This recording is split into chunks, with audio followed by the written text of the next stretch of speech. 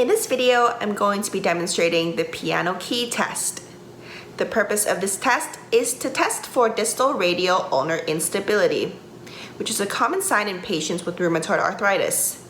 That's why if this test was positive, would give us evidence to support a potential diagnosis for rheumatoid arthritis.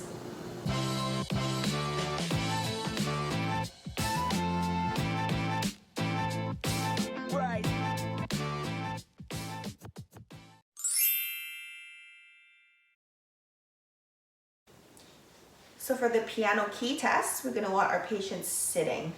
So first, you're going to make sure that their arm is in pronation.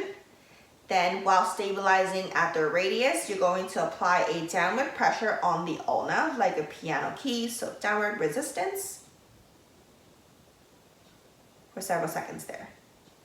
Okay, so a positive test is going to be excessive motion with that ulna when you're applying that downward resistance, or it could be pain when you're doing this test.